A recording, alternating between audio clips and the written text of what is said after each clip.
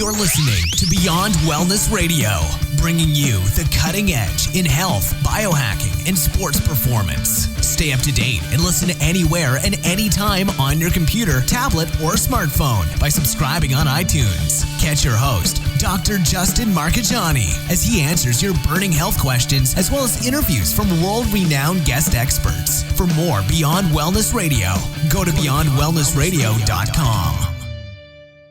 Hey there, it's Dr. Justin Marchegiani. Welcome to Beyond Wellness Radio. Feel free and head over to beyondwellnessradio.com where you can access our full podcast transcriptions. While you're there, you can also sign up for our thyroid and female hormone video series. This series goes into the root cause of why your hormones are out of balance. While you're there, you can also schedule a functional medicine consult with Dr. Justin, myself, where we'll dig deeper into the root cause of your health challenges. Feel free and think of sharing this podcast with at least one person. This podcast grows by people sharing it. Sharing is caring. If you can think of one person that can benefit from this information, please feel free and share it. If you're enjoying the podcast, make sure you subscribe on iTunes.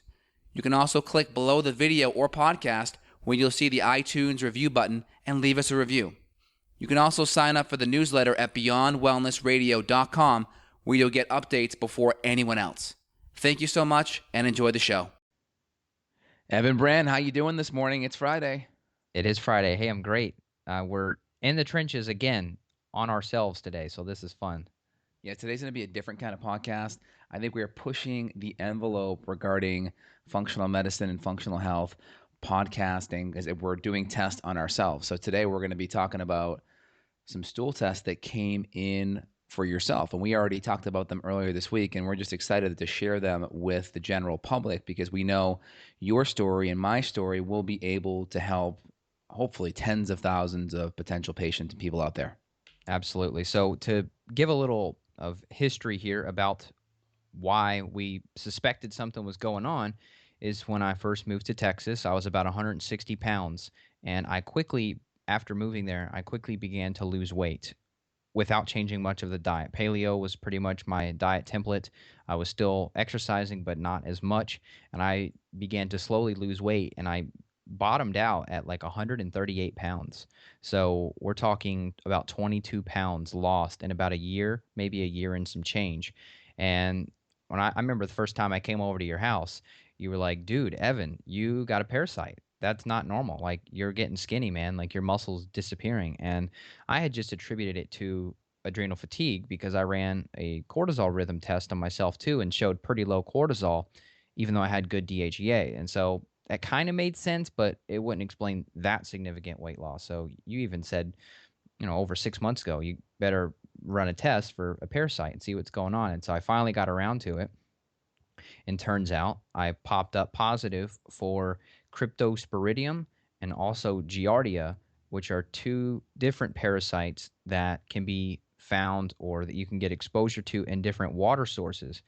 And so when I was talking to Dr. Kurt yesterday, he said, Evan, he goes, did you swim in any sources of water that were a little bit lower than normal, like a drought-stricken place? And I was like, oh my God, Lake Austin, Lake Travis, Martin Springs, Krause Springs, like everywhere I went in Austin on the weekend was some sort of water source that could have potentially exposed me to it. And so the light bulb really went off, and I'm glad that we found these things because now we're going to get into the treatment stuff.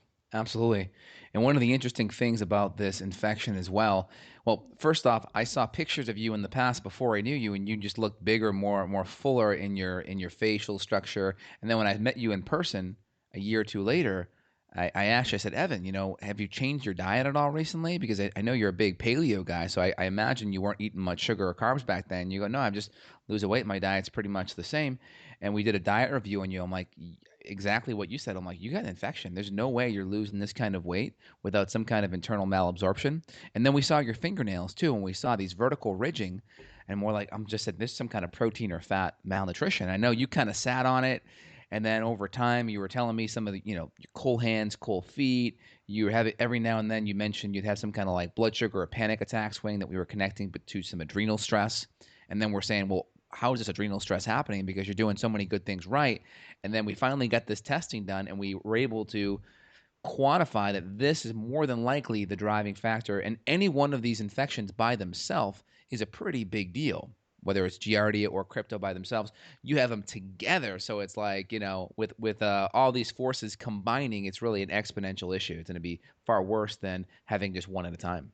A double whammy. Yeah. And so I had a slide here that was from the Institute of Functional Medicine's intestinal permeability lecture, and it was saying a recent study revealed 23.5% of clinical samples tested positive for at least one parasite. So just go ahead and round that up to 25% of people that were getting tested had at least one parasite. And so we're talking 1 in 4, basically. For me, it seems to be 1 in 3.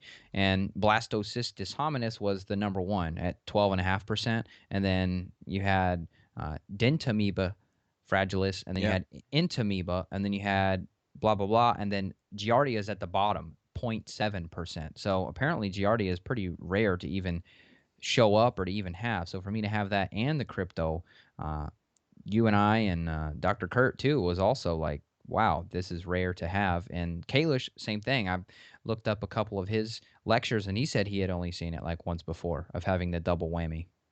Yeah, and here's the real important thing too is, well, most conventional laboratories, especially in a hospital setting, aren't going to pick up the infection.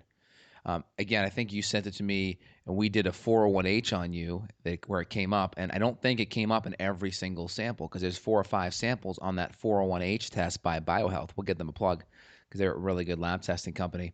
How many samples are you aware of that it came up on? I'm not aware of the number, but it was 5 or 6 samples over a 3-day period. So if we missed it on day 1, which if you're doing the conventional stool test, actually I had a female client last week that she actually had some really weird type of stools, and so she ended up going to the hospital and getting a stool test there, showed up negative for everything. So I'm waiting on her results for the same test that I ran on myself. I'll be so thrilled if we find something just to prove that those conventional ones fail once again. And I'm finding even BioHealth, I'm teaming up with some other labs that are doing the PCR DNA stool testing because it's about 2,000 to 3,000 times more sensitive. Now, sometimes BioHealth will pick certain things up that other labs don't. So I'm going to be really curious to get your DNA testing back either from DRG or GI map because I think we'll find maybe even something else there as well. And here's the real important take home is you didn't have a lot of the major conventional symptoms for Giardia. So like a lot of the conventional symptoms for Giardia are going to be like lots of diarrhea, lots of gas, lots of bloating, right? You didn't have a lot of those major symptoms. We did see, the malabsorption. I saw that more on the outside. But again, a typical individual won't make that connection because they're not looking at your diet and how good it is. They're not going to be able to appreciate a conventional physician won't be able to appreciate a paleo diet, especially the massive changes in weight you have. So I was able to notice that, but you didn't have a lot of those conventional Giardia symptoms. And that's why I just think it's so important where if you have any health issues that you can't quite put your finger on and you're going to a conventional doctor to think that they're going to be able to pick this up, a lot of times they're not because most people, you didn't have violent diarrhea, you didn't have massive abdominal cramping, you didn't have excessive gas or upset stomach or massive nausea, right? No, not really. I mean, not really. That one day of food poisoning or whatever that was, we talked about on a previous episode, but that was the only real episode where I thought, wow, something was up with my gut. And so it's crazy. I did want to read, which I kind of alluded to already, where you could pick this up. But, the Mayo Clinic, they write about how people become infected with Giardia, and that's after swallowing contaminated water. They could, where the Giardia parasite is found in lakes, ponds, rivers, streams, municipal water supplies, cisterns, swimming pools, water parks, and spas. And so I almost thought about we should title this episode like the downsides of being primal or something, because I go barefoot a lot of the time, which I read that you can get exposed to some of these parasites via soil. And maybe I'm not soaping myself enough. I will use some Dr. Bronner's organic soap, on the important areas, and maybe sometimes I wasn't cleaning myself enough, and I was taking it too far with the whole dirt is good for you, going barefoot, putting my hands in the dirt and the mud in the backyard all the time. I could have picked something up that way too. Absolutely. And the big issue too is with these different infections, they can be spread fecal oral, but Giardia and crypto can also be spread via water. So I do a lot of water skiing in Lake Austin every week. So I'm going to make sure I'm tested, a couple times a year, because you're going to get these infections two kinds of ways. You're going to get it, number one, where you're chronically stressed, whether it's physical, chemical, emotional stress accumulating. And the chemical could be food allergens, gluten. It could be blood sugar swings, skipping meals, not eating nutrient dense foods. It could be toxicity issues. It could be a whole bunch of things, low stomach acid and enzymes.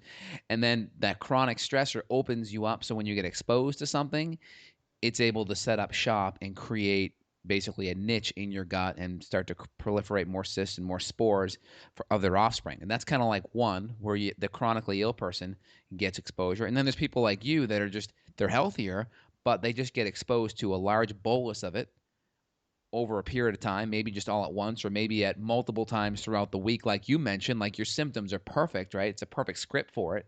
And then boom, now it sets up shop, and then you've been gone from Austin for over a year, and you're not quite doing that same type of thing you were in Austin. But look, you got two infections now. So more than likely the water issue was a big driving factor. And I'm going to get myself tested, like we talked about, again, as I do yearly, with a couple different tests all at once. And we'll do a podcast analyzing my test results soon as well.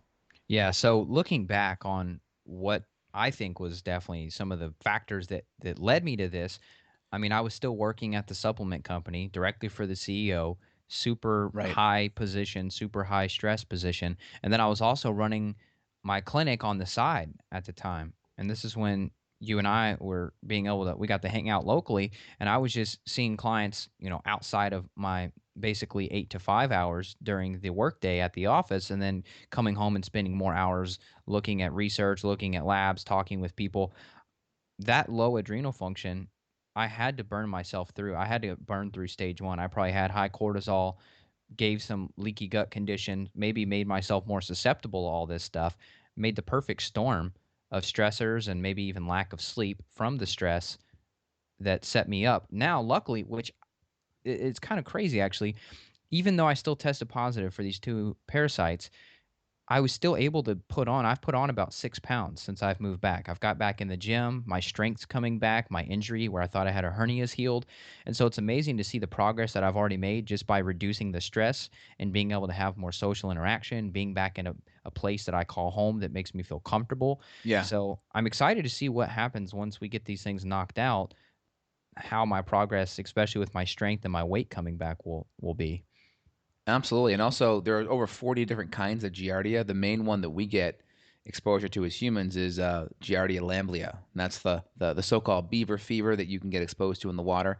It can also be spread fecal orally. So at some point, we'll have to get your wife tested as well and make sure she's treated, because we want to make sure that vector isn't being passed back and forth as well. Yeah, I looked at her fingernails. She's got some vertical ridges too, but you and I talked about off air, even if we were to get a positive result on her with the baby growing in her tummy, we can't treat her right now anyway. So we'll just have to Right. wait until after the baby's coming and and look at it then. Absolutely. And also, a big vector for Giardia, I'm going to say it now because it just happened last month with a patient, is going to be your pets, especially dogs, because dogs love to lick. And there's, a big article over at petsandparasites.org, right? Dog owners and Giardia, that's a big one. But I had a patient come in, and we had diagnosed her with Giardia the month before. The next month, she came in and said, by the way, my dog was having some issues. We brought him to the vet, and the vet said he had Giardia. And she kind of felt bad because she thought maybe that she gave the dog Giardia. And I said, other way around, he vectored that Giardia to you.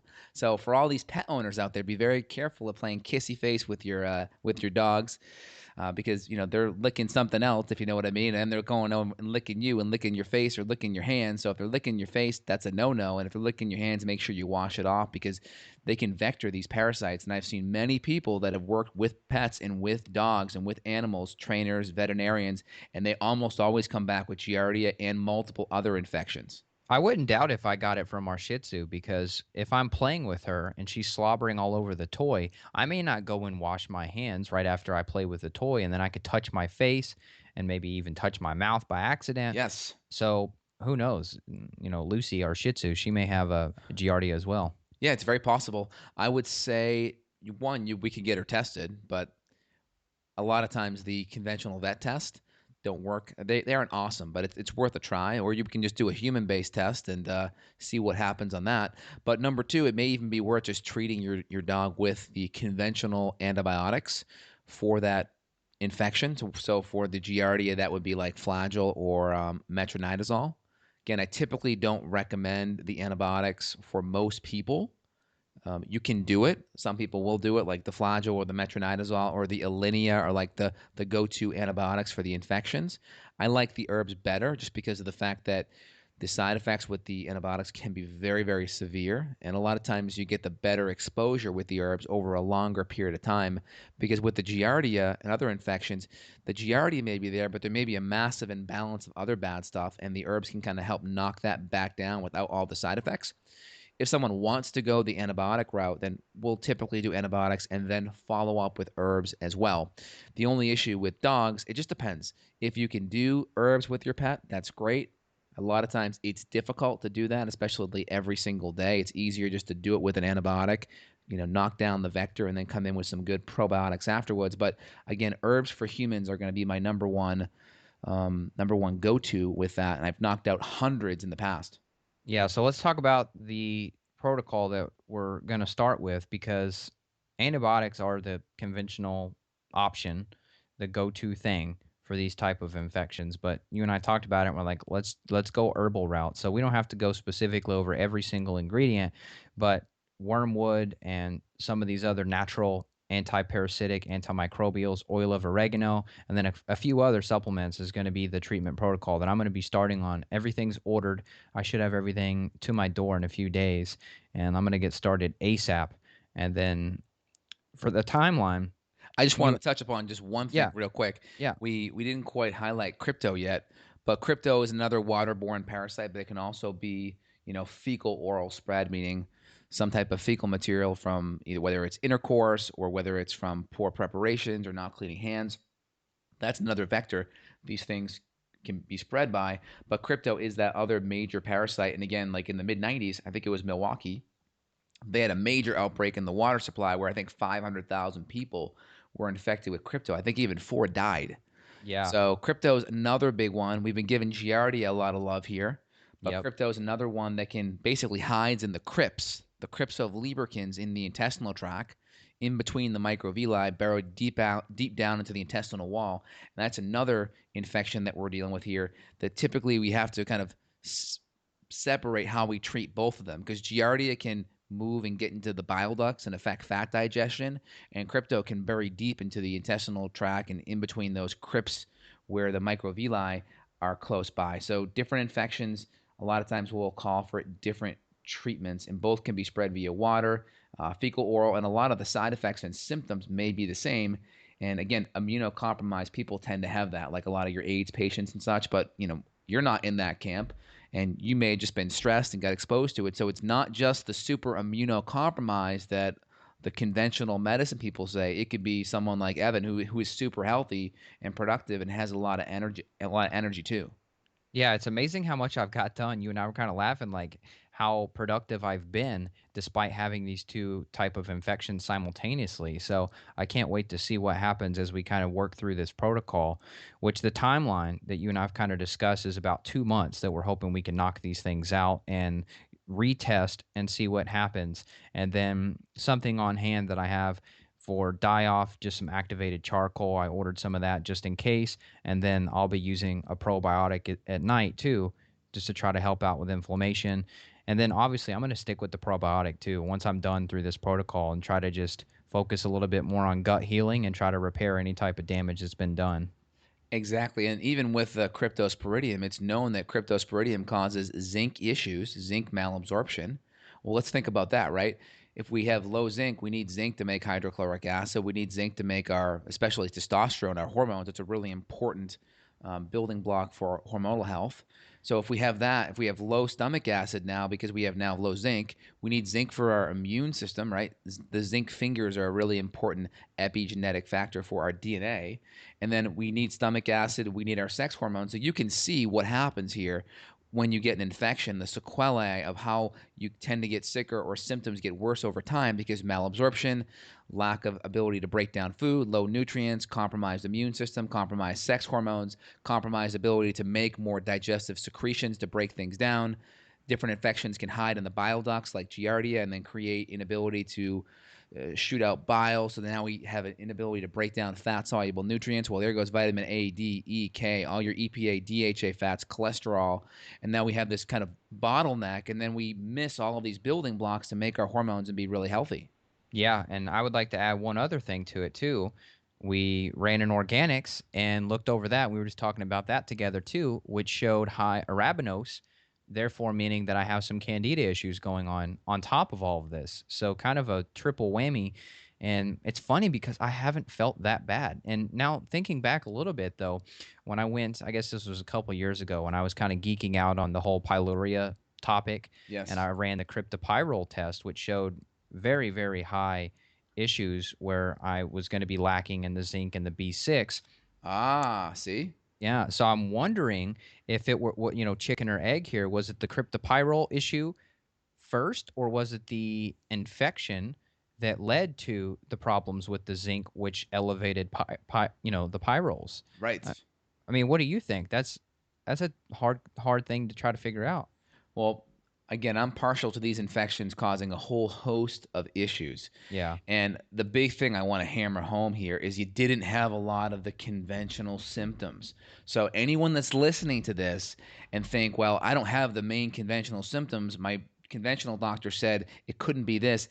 Think again. Evan is a perfect example right now, and Evan's a super healthy guy. And look what's happening here. We saw symptoms in and around different areas, and because of the fact that I know you mentioned like maybe some anxiety at times, it's very possible because of the protein stuff. We looked on your organics. We'll do a separate podcast on this. We saw some lower neurotransmitters, I think, in the dopamine and catecholamine side of the fence, and we need hydrochloric acid and we need healthy digestion to break down protein to convert those proteins to your brain chemicals. So it's very possible this was driving some of the underlying, slight anxiety under the surface as well. Yeah, and I've told you this, and I've told the listeners probably a dozen times. I'm not an anxious person by Right. nature. And so that was really odd for me to have some of these feelings of panic and anxiety overwhelming me, where I literally had to leave the movie theater one time Right. because I was having a panic episode. And I tell people this all the time. It's not you necessarily. Like, it's not you as a person that's anxious. It's your biochemistry. It's your neurotransmitters. It's the imbalance. It's the overgrowth of bad guys in the gut.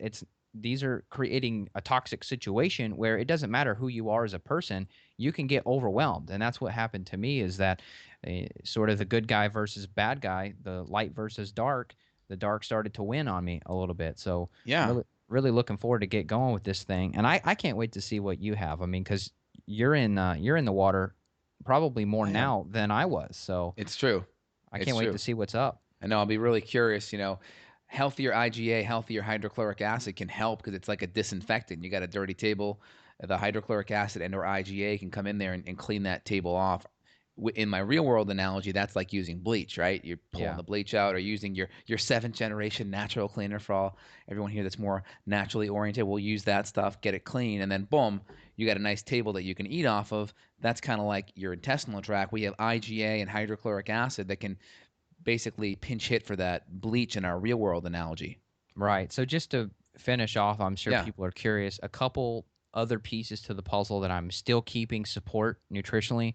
Obviously, keeping the diet dialed in, keeping the sleep dialed in. I can't imagine if someone didn't have all the things that I have dialed in, how awful they would feel to have 2 infections at the same Oh my time. God. And so I really think, and you'd probably agree, that this is the only way that I've been able to stay so productive, is having the lifestyle and the nutrition and the stress and the adrenals and all that in check, because otherwise I'd probably be a wreck. I don't know. I don't even want to know, really. Right. But I'm doing the fish oil. I'm doing high potency. I'm trying to get at least a gram per day, and then also doing some enzymes, doing some HCl, a little bit of ox bile, because thinking back, and I don't think I mentioned this to you before, when I first tried to start using MCT oil, I was in such severe pain. I was rolling on the floor, grabbing Wow. my stomach from literally 1 teaspoon of MCT. And so this infection is making me, this makes me think that I was unable to digest fats because my gallbladder was impaired, like you were mentioning. So this is, it's kind of crazy now that I'm gathering all of these pieces that I didn't think anything of when they happened in such isolated fashion. Yeah. Well, I know you only got a few more minutes left here, Evan. Let's just go into treatment real quick. I already alluded with the Giardia, the conventional is going to be your flagyl or metronidazole, your typical conventional. Some of the more functional medicine MDs or even people like myself sometimes will use an antibiotic called Alinea, and we'll use that as well. But you got to be careful. There can be a lot of side effects. And I've seen many people already gone through antibiotics and still have the infection. I've seen it dozens and dozens and dozens of times just this week. So the moral of that story is don't think because you get the antibiotics that it's a slam dunk and it's gone. Just don't have that assumption. And if you do the antibiotic route, you still want to follow up with the herbs anyway, because there's a whole bunch of gastrointestinal imbalance that's going to be there and you want to clean everything up. Yeah. So to be clear, we have both kind of talked about this, and we're not going antibiotic route. Yes, technically we're doing some natural antiparasitic, natural antimicrobials, but not the conventional antibiotics.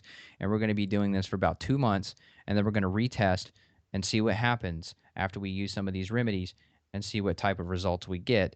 And then hopefully when we retest, we'll see that it's gone and we've wiped it out successfully, and that'll be another one for the books. Yeah, we'll just kind of list off a couple of things that we're doing, but we're doing higher dose oil of oregano, higher dose wormwood, higher dose berberines and black walnut and grapefruit seed extract.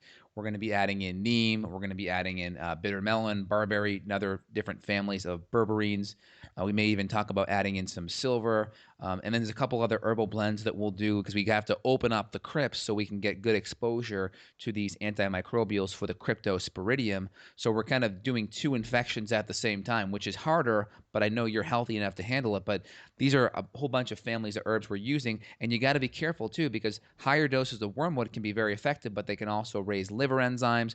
So we may have to add in binding support and liver support. So you really want to make sure you're working with someone that has experience. So 1, you make sure you get a therapeutic dose, and 2, you have the die-off binder support. So if you start having too much of these biotoxins from these infections accumulating, you can have support there, and maybe even have someone monitor your liver enzymes if needed as well. Yeah, definitely. So obviously we're a little bit biased here, but without a doubt, for your health and for your overall wellness, even if you don't have any symptoms at all, which my only symptoms were really the nails and the cold hands and the cold feet, get tested. Reach out to one of us, get tested, run yourself through just for general wellness. You don't have to be one of those people that waits until you get sick, or waits until you have 30 symptoms and you're on 5 pharmaceuticals and then you get tested. Take the proactive approach like we've done. I could have been just fine. I could have just said, well, it's wintertime, it's 20 degrees outside. I have cold hands and feet, no big deal. I lost some weight, whatever. It was stress. And I could have just ignored this stuff. But just trying to be a little bit more proactive can really save your health and really save you from, not to bring up the big C word, but from cancer and other chronic illnesses that could happen. What if I were to keep this infection for 20 or 30 years and then finally get discovered? Oh my Lord. My God. And the big thing too is, I think one other thing we'll add in, we'll put links so people want to get access to some of the stool testing, they can at least click below, but you want to make sure you get interpretation, either someone like myself or Evan, or a good functional medicine doctor that's trained in what the next steps are. Because the big thing that you're doing here that we haven't emphasized, you mentioned it briefly, is you're doing all the diet and lifestyle and adrenal stuff, and we're even getting you on some brain stuff as well, which is, going to help you go through this whole protocol without the side effects and keep you functioning at an optimal level so you can help, all the patients that you're helping. Right. And luckily, I have a little bit more of a relaxed lifestyle where I'm at home. So if I need to take it easy on myself and block out some more time, that I'll be able to do that. But the goal is to maintain productivity. And a lot of people, they don't have time to be sick and be laid out. So we're trying to craft this protocol here to where I'm still being able to be in hustle mode and still work through this thing. So excited to get going, and I'm really happy that we could share this with you all today. I am too. And this is such a clinically relevant podcast. So please refer to all of your potential, candidates or friends or family, anyone listening that could resonate with this, please share it out there because it's so clinical. And I think people that hear it and resonate are going to actually be able to take direct action from this podcast. And that may help bring some closure to some of the underlying chronic symptoms that may be there. Absolutely. And just to hit that drum a little bit harder one more time, this is not a theory podcast where our goal, which I did this for over 100 episodes successfully. We've hit 4 million downloads on iTunes, et cetera. What I started with Not Just Paleo podcast was very successful and very enjoyable, but it hit a certain point, and especially, in our careers where we're realizing, look, we don't have to have some random new name on the podcast every single week, because what we have going with our clinics and what we're actually doing in the trenches, to me, is becoming more important than having some new voice or new perspective on every week. So I'm glad that you guys, we're still seeing the numbers of the downloads go up significantly when Dr. J and I are doing these episodes together. So thanks for your support, and thanks for really digging deep with us and not just looking for the next piece of brain candy. We're actually sharing the things that may get a little bit repetitive, but every single person is different. And for this type of scenario, for me, the practitioner, to have 2 parasites myself, it's like, wow, this stuff can happen to anyone. So absolutely. And then, Evan, do I have your permission to post up your lab work for this test online so people can actually see that this is the real deal? Yeah, of course. That's great. Oh, and I know we're both running late. We both have patience because we're in the trenches. We're doing it. We're rolling up our sleeves, trying to help people get their health back. So, Evan, thanks for this awesome show. Super inspired today with your story, and I know that we're just going to help so many more. Yeah, well, take care. Thanks, Evan. You too. Bye. Got a question for Dr. J? Go to BeyondWellnessRadio.com and click the questions button. Then tune in to hear the answer. Also, if you like the show, click below to review us on iTunes. For more Beyond Wellness Radio, go to BeyondWellnessRadio.com.